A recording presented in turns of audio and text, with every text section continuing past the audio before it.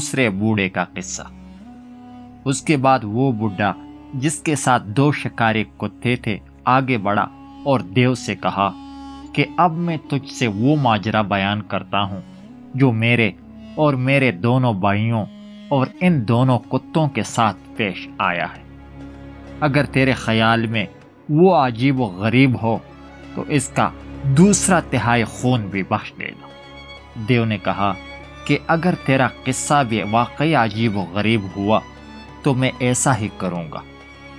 بڈھے نے کہا کہ اے دیووں کے سرتاج سن، یہ دونوں کتے میرے 2 بھائی ہیں اور میں تیسرا بھائی ہوں۔ جب ہمارے باپ کی وفات ہوئی تو ہمیں 3000 دینار ترکھے میں ملے۔ میں نے ایک دکان کھولی اور خرید و فروخت میں مشغول ہو گیا۔ اسی طرح میرے ان 2 بھائیوں نے بھی دکانیں کھولی۔ کچھ دنوں بعد میرے بڑے بھائی نے، جو ان کتوں میں سے ایک ہے، اپنی دکان کا سارا سامان 1000 دینار میں بیچ کر تجارت کا مال خریدا اور وہاں سے روانہ ہو گیا۔ 1 سال گزرنے کے بعد ایک روز میں اپنی دکان میں بیٹھا ہوا تھا کہ ایک فقیر آیا اور بھیک مانگنے لگا۔ میں نے جواب دیا کہ خدا تجھے زیادہ دے۔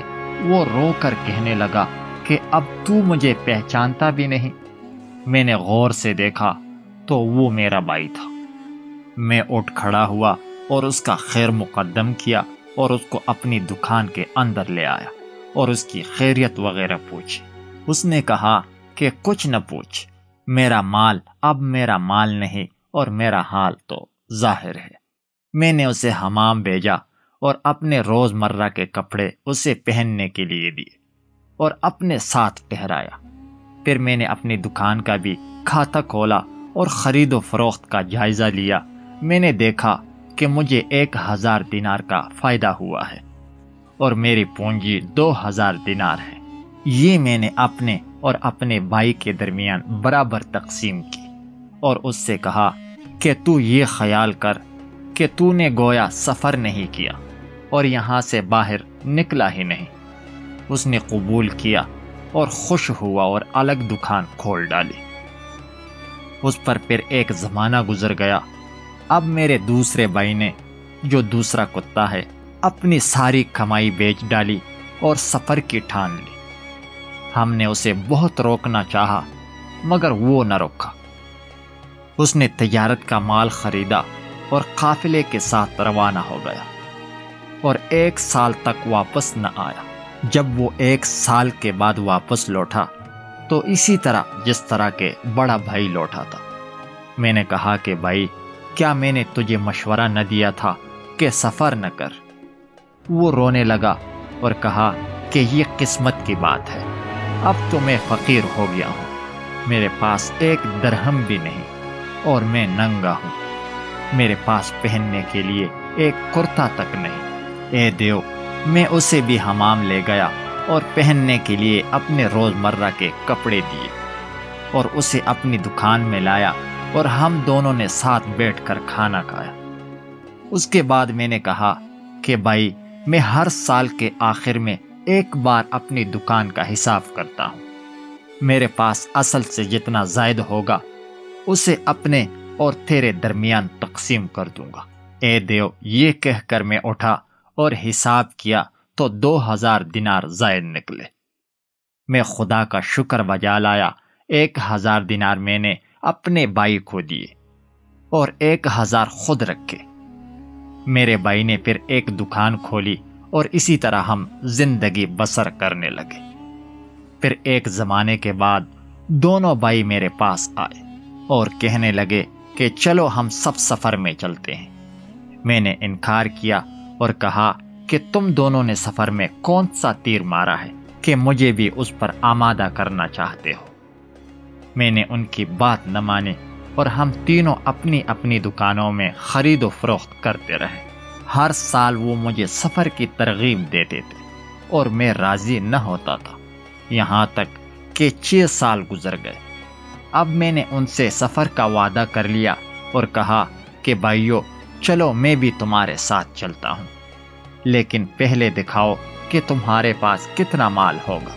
مجھے معلوم ہوا کہ ان کے پاس کچھ بھی نہیں ہے، وہ سب کچھ فضول خرچی میں گنوا چکے ہیں، کیونکہ وہ دن رات کھانے پینے اور عیاشی میں مشغول رہتے تھے۔ میں نے ان سے اس بارے میں کچھ نہ کہا، بلکہ اپنی دکان کا حساب جانچا اور سارا مال نکالا تو 6000 دینار نکلے۔ اس پر میں بہت خوش ہوا اور اس کے 2 حصے کیے اور ان سے کہا کہ ان 3000 دینار سے ہم تجارت کریں گے۔ باقی 3000 دینار میں نے زمین میں گاڑ دیے، تاکہ اگر میرا حال بھی انہی کا جیسا ہوا تو واپس آ کر ہم سب اپنی اپنی دکانیں پھر کھول لیں گے۔ اسے سب نے منظور کیا اور میں نے دونوں بھائیوں کو 1000 دینار سپرد کر دیے اور خود 1000 دینار اپنے پاس رکھ لیے۔ پھر ہم نے ضروری سامان خریدا اور سفر کی تیاری شروع کر دی اور ایک کشتی کرایہ پر لی اور اس پر سارا سامان لادا اور روانہ ہو گئے۔ دن گنتے گنتے پورا 1 مہینے کے بعد ہم اپنا مال لے کر ایک شہر میں داخل ہوئے اور ہمیں 1 میں 10 کا فائدہ ہوا۔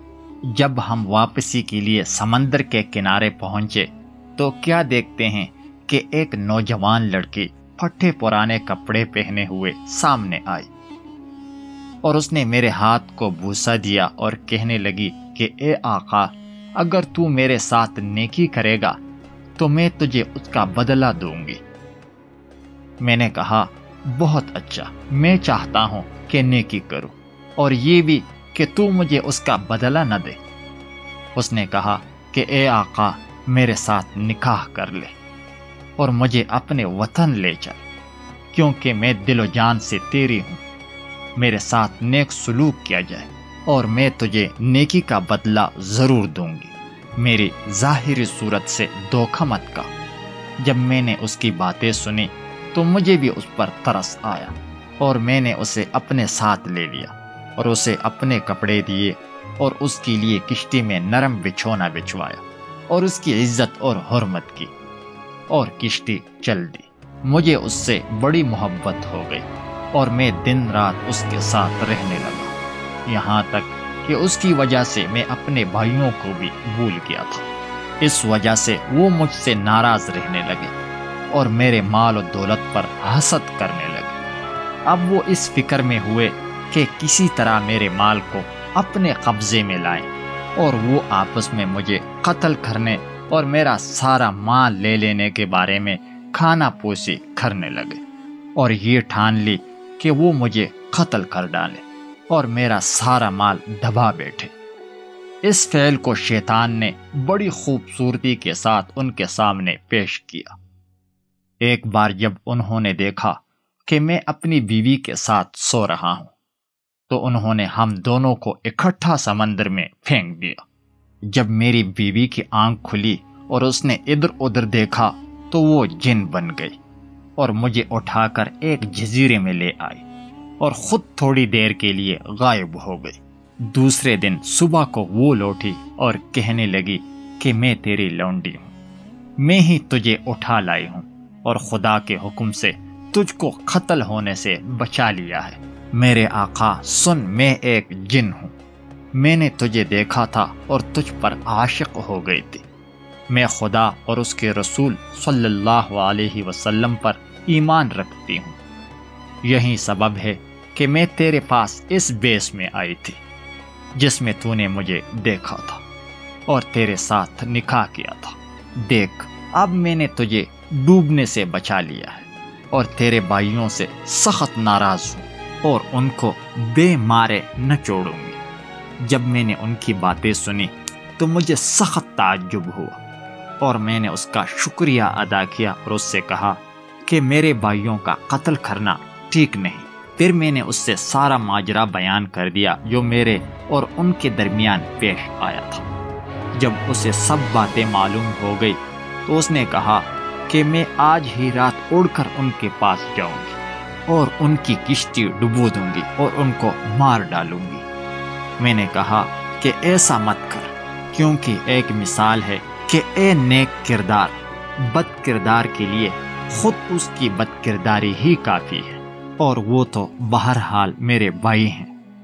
اس نے کہا کہ خدا کی قسم میں ان کو بے مارے نہ چھوڑوں گی۔ میں نے آہستہ آہستہ اس کا غصہ ٹھنڈا کیا اور وہ مجھے لے کر اڑی اور میرے گھر کی چھت پر لے جا کر اتارا۔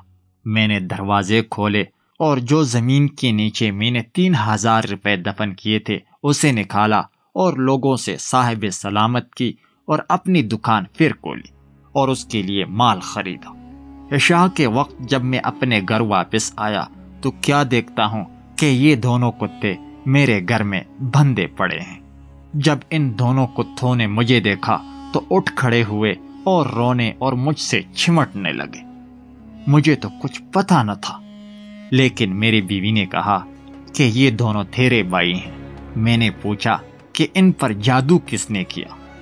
اس نے جواب دیا کہ میں اپنی بہن کو بلا کر لائی تھی، اس نے جادو کیا ہے اور یہ 10 سال سے پہلے چھٹکارا نہ پائیں گے۔ اب 10 سال ہونے کو آئے ہیں اور میں اس کے پاس ان کے چھٹکارے کے لیے جا رہا تھا کہ یہاں میں نے اس نوجوان کو دیکھا اور اس نے مجھے اپنا ماجرا سنایا اور میں ٹھہر گیا۔ دیو نے کہا کہ واقعی یہ قصہ عجیب و غریب ہے اور میں اس قصے اور تیرے خاطر اس کا 2/3 خون اور گناہ معاف کرتا ہوں۔